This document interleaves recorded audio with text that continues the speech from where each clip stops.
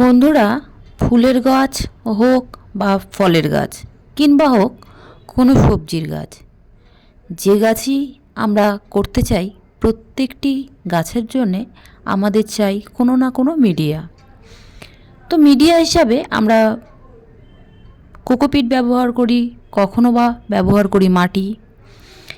এই কোকোপিট বা মাটির সঙ্গে আমরা ব্যবহার করে থাকি বিভিন্ন রকমের সার, যেমন গোবর সার, ভার্মিকম্পোস্ট। আজকে আমি মাটি একদম সামান্য পরিমাণ ব্যবহার করব এবং বেশ কিছু জিনিস, অপ্রয়োজনীয় জিনিস ব্যবহার করে আমি একটি বড় টব ভর্তি করব।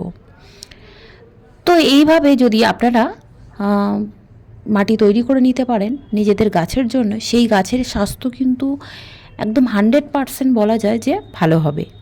এবার এখানে আমরা যেহেতু ছাদে গাছ করছি, সেই ছাদের লোড যেমন কমে যাবে, ঠিক তেমনভাবে সারের পরিমাণও এখানে খুবই কম দিতে হবে। মানে পরবর্তীতে আমরা যখন গাছগুলো তৈরি করব, সেই সময় সার না দেওয়ার মতনই দিতে হবে।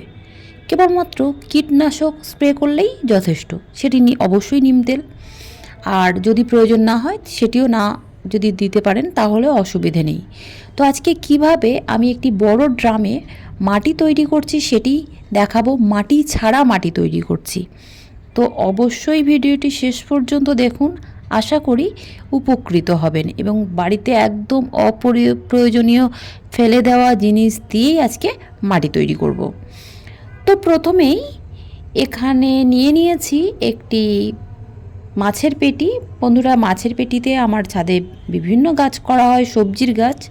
বিশেষত এই সবজির গাছ করতে গেলে আমার মনে হয় মাছের পেটিটা কিন্তু ভীষণ একটা ভালো দিক, কারণ এর তো নিজস্ব কোনো ওয়েট নেই। কতটুকু ওয়েট, 1-150 গ্রাম হার্ডলি ওয়েট হবে, বা 250 গ্রাম হোক। এবার দেখুন, এখানে আমি কইটুকানি মাটি ব্যবহার করছি। সামান্য পরিমাণে মাটি আমি নিচের একটা লেয়ার দিয়ে নিচ্ছি, এবং সেটা খুবই সামান্য। এই সামান্য মাটিটা ব্যবহার করছি কারণ আমি এরপরে যে সমস্ত উপাদানগুলো আমি লেয়ার হিসেবে দেব, সেগুলো যাতে খুব তাড়াতাড়ি পচে যায়, সেই জন্যে। এবার দেখুন, আমরা যে গাছ কিনি, সেই গাছ কেনার ফলে আমাদের বাড়িতে এই যে গাছের সঙ্গে কিন্তু বিভিন্ন রকমের কাগজ চলে আসে, আর এই কাগজগুলো আমরা কি করি, আশেপাশে ফেলে দিই বা পুড়িয়ে দিই। কিন্তু আমরা যদি সঠিকভাবে এই কাগজটাকে গাছে ব্যবহার করতে পারি, এটাও কিন্তু আমাদের খুব ভালো একটা উপকারী জিনিস হিসাবে আমরা ব্যবহার করে নিতেই পারি। আর দেখুন, একদম যেহেতু নিচের লেয়ারে আমি কাগজটা দিচ্ছি, এর মধ্যে যে কেমিক্যালটা আছে সেটাও কিন্তু গাছে প্রথম যাবে না।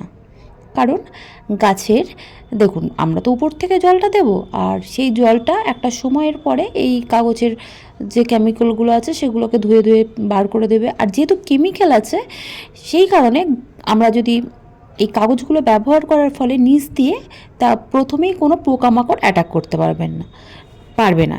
দেখবেন যে কাগজে কিন্তু খুব একটা কাগজে পোকামাকড় লাগে না। এবার দেখুন, দ্বিতীয় লেয়ার হিসাবে দিয়ে দিচ্ছি এখানে শুকনো পাতা। আমরা গাছ করি, গাছ ভালোবাসি, মানে শুকনো পাতা আছে আমাদের বাড়িতে।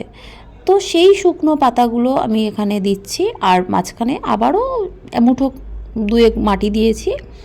অবশ্যই প্রত্যেকটি লেয়ারের মাঝখানে 1-2 মুঠো করে মাটি দিতে হবে, যাতে এগুলো কম্পোস্ট হতে পরবর্তীতে সুবিধা হয়। এবং আরও একটা ব্যাপার, আমরা যে জলটা উপর থেকে প্রয়োগ করব বা আমাদের যেগুলো পরবর্তীতে দেখাচ্ছি যে কি হচ্ছে। এবার দেখুন, পুরো শুকনো পাতার একটা লেয়ার দিয়ে দিলাম। এবার তার উপর দিয়ে আবারও সামান্য পরিমাণে মাটি, জাস্ট 1-150 গ্রাম মতো মাটি আবারও আমি দিয়ে দিচ্ছি। প্রত্যেকটা লেয়ারের মাঝখানে একদম অল্প করে মাটি কিন্তু দিতে হবে। এবার দেখুন, এটা একটা লেয়ার হয়ে গেল। এরপরে আমি আবার একটা লেয়ার দেব। সেটি কি দেব, এখানে সামান্য পরিমাণে চুন দিয়ে দিচ্ছি। বন্ধুরা, চুন দিলে কি হয়, চুন কিন্তু আমাদের যে কোনো টবের মাটির বিভিন্ন যে অপকারী যে রোগ জীবাণু বা কীটপতঙ্গের ব্যাপার থাকে, সেগুলো খুব ভালো করে রিমুভ করবে, আর পরবর্তীতে আমাদের গাছে ক্যালসিয়ামের চাহিদা পূরণ করবে। এরপরে দেখুন এখানে বেশ কিছু আমার গাছের ফুল গাছের যে ডাল ভেঙে গেছিলো, কাঁচা পাতাগুলো আছে, আমাদের যে সবজির যে কাঁচা খোসাগুলো আছে সেগুলো দিয়ে আমি একটা লেয়ার দিচ্ছি। বন্ধুরা, আমি বলেছিলাম যে অল্প পরিমাণে মাটি দিচ্ছি, এবার কারণটা বলি। যেখানে অল্প পরিমাণে মাটি, শুকনো পাতা, তার নিচে দেওয়া আছে পেপার। এবার আমার এই যে সবজির খোসাগুলো যখন পচতে শুরু করবে বন্ধুরা, তখন কিন্তু ওই যে সবজির খোসা পচা যে রসটা বেরোবে সেটা কিন্তু ওগুলোকে আস্তে আস্তে ডিকম্পোস্ট করতে শুরু করবে। এবার দেখুন আবারও সামান্য পরিমাণে মাটি আমি উপরে আবার একটা লেয়ার দিয়ে দিচ্ছি, সেটা খুবই কম। আপনারা দেখতেও পাচ্ছেন যে আমি কতটুকু পরিমাণে মাটি এখানে ব্যবহার করছি, একদম কম কম মাটি। এবার এটা দেওয়া হয়ে গেল। এইভাবে আমরা কিন্তু একাধিক লেয়ার দেব, আরও বিভিন্ন জিনিসের লেয়ার দেব। অবশ্যই শেষ পর্যন্ত দেখুন, তাহলে আশা করি বুঝতে পারবেন। এবার দেখুন এই লেয়ারটা দেওয়ার পরে আমার যে চন্দ্রমল্লিকা গাছের ফুলগুলো শুকিয়ে গিয়েছে, তো এগুলোকেও আমি এখানে ব্যবহার করছি। এরা খুব ভালো মিডিয়া, কারণ দেখুন আমরা যে কোনো গাছ করি, গাছের মধ্যে আমরা জানি সবুজ শাকসবজিতে প্রচুর পরিমাণে নাইট্রোজেন আছে। আর দেখুন গাছে আমরা যে সার মাটি প্রয়োগ করি সেগুলো সবই তো গাছেই থাকে। তো এগুলো এই যে খারাপ হয়ে যাওয়া ফুল পাতা বা আমাদের যে ঠাকুরের দেওয়া যে ফুল পাতা, যেগুলো আমরা ফুলগুলো ব্যবহার করি, সবজির যে ওয়েস্ট যে জিনিসগুলো আমরা ফেলেই দিই, তাহলে এগুলো না ফেলে দিয়ে আমরা অবশ্যই এইভাবে একটা করে লেয়ার দিতে থাকবো। আবার এই ফুলের লেয়ারটা দেওয়ার পরে আবারও আমি বেশ কিছুটা মাটি ছড়িয়ে দিচ্ছি। তো এখানে মাটিটা অবশ্যই প্রত্যেকটি লেয়ারের পরে একদম সামান্য পরিমাণে মাটি দিয়ে দিচ্ছি।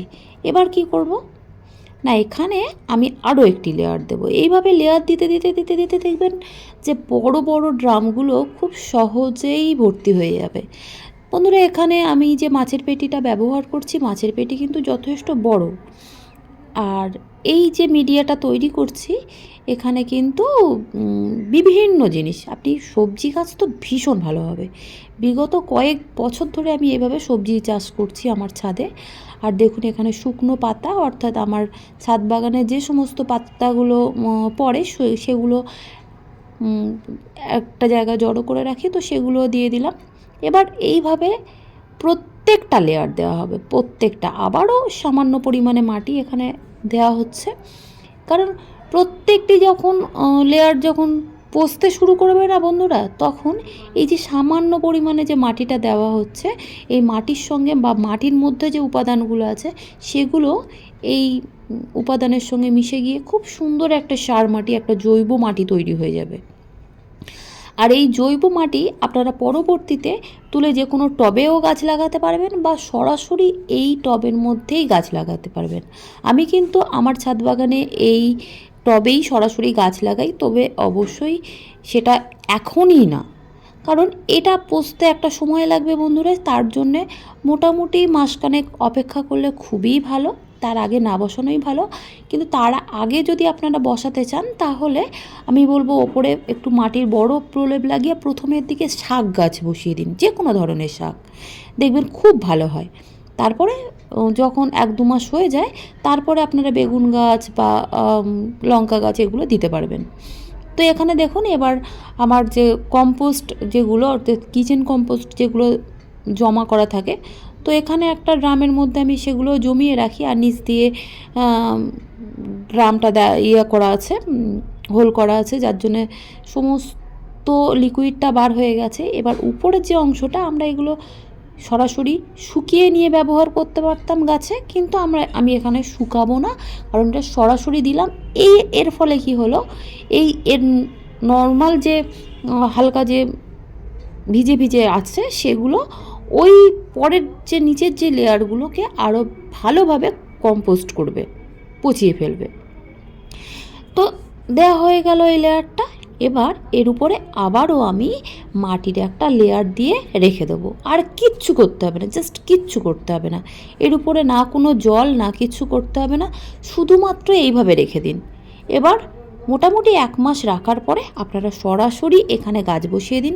যে কোনো গাছ বসান, দেখবেন ভীষণ ভালো রেজাল্ট পাবেন। অবশ্যই সবজির গাছ করুন। আমি তো সবজির গাছ করছি, খুব ভালো হচ্ছে। তো এই ছিল বন্ধুরা আজকে ভিডিওটি কেমন লাগলো অবশ্যই কিন্তু কমেন্ট করে জানাবেন। আর ভালো লাগলে প্লিজ একটি লাইক করে যাবেন। নতুন বন্ধু হয়ে থাকলে বন্ধুরা অবশ্যই চ্যানেলের পাশে থাকার জন্য চ্যানেলটিকে সাবস্ক্রাইব করবেন। তো আজকের মতো এখানেই ভিডিওটি শেষ করলাম। দেখা হবে নতুন কোনো ভিডিওতে নতুন কোনো বিষয় নিয়ে। সকলকে আজকের মতো টাটা।